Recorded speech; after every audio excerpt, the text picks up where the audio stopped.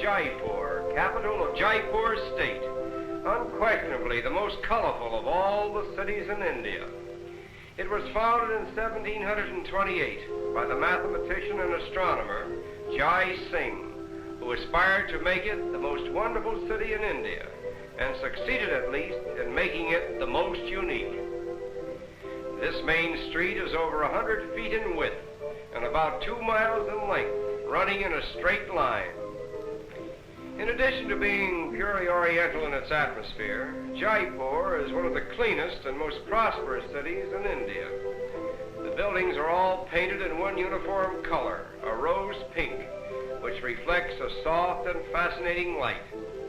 The shops run along both sides of the street, each being a single cell in a continuous arcade. The roofs seem to provide a habitation for goats, and more particularly for monkeys, who skip about from window to window, helping themselves to anything and everything that suits their fancy. Perhaps there is no place in the world where birds and beasts live in closer proximity with mankind than they do here in Jaipur. The reason for this may be due to the fact that the Jain religion, a more orthodox branch of Hinduism which thrives here, prohibits the injuring or killing of anything that lives in flesh.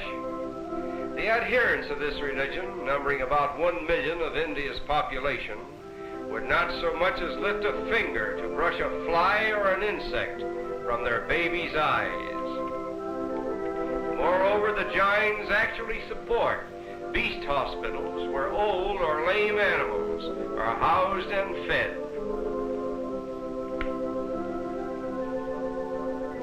These little tick birds, however, are not so religious, for their diet consists of the ticks and insects which inhabit the skins of dumb beasts. It is remarkable to note how little fear the animals and birds seem to have of each other, or of the human life that moves about them. Aside from the extremes of religious fanaticism, this kindness to dumb animals seems to reflect itself upon the people of Jaipur, for they are of a contented and peaceful nature, living in a sort of bovine resignation to life as it chooses to deal with them and all that lives around them.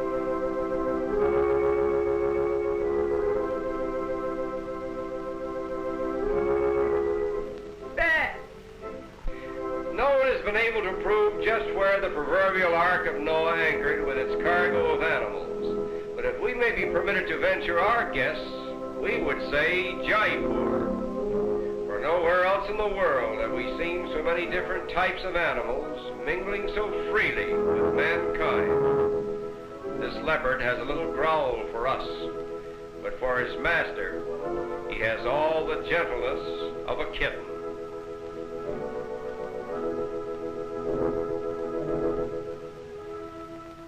On the road to Amber, the former capital of Jaipur, we are reminded of the facetious remark, "When better bullock carts are built, India will build them." And now we arrive at the deserted city of Amber, where we will go for a ride on the Maharaja's elephant.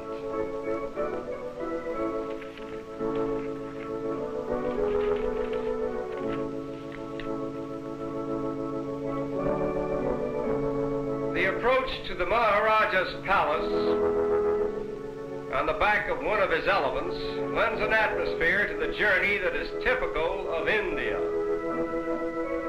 Our route takes us along one of the oldest roads in the world, leading from Jaipur through Amber and on to Delhi, a road over which has passed in sumptuous procession through centuries of time Mughal emperors, Maharajas, princes, dancing girls, and countless other phantoms of Oriental splendor, only to be supplanted in this day by groups of curious tourists from lands that were undiscovered when Amber was at the zenith of its power and glory. After a short journey, we come within view of Amber Palace, built about 400 years ago and abandoned in 1728, when the whole court of the Maharaja moved to Jaipur. There are several of these deserted palaces throughout India, which were built at enormous cost and then suddenly abandoned by the whim of an extravagant ruler who apparently enjoyed the thrill of building new palaces and new cities. The silence and repose of Amber is now emphasized by the wild peacocks, which are prone to inhabit the abandoned habitats of men.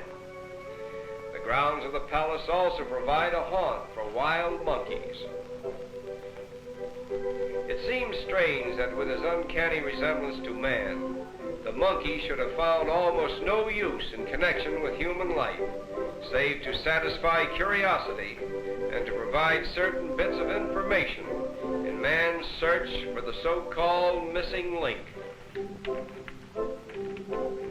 Look closely and you will see an occasional baby monkey clinging to its mother.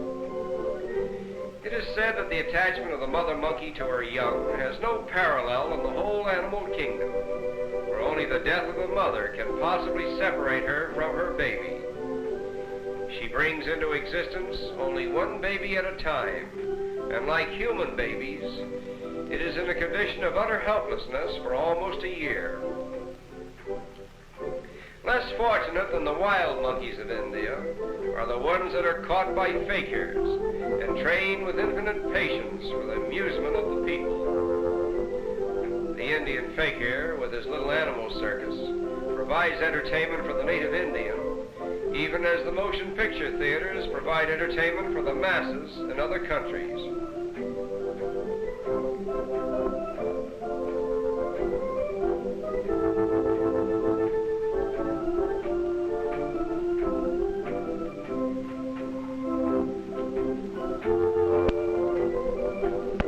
Attention! The camel cart of His Highness, the Maharaja of Jaipur. Whoa! Of all the strange accidents, imagine a couple of camels dropping in on you during your Sunday drive. Fortunately, no one was seriously injured. After a moment of adjustment, the automobile and the camel cart go their respective ways, little the worse for their experience.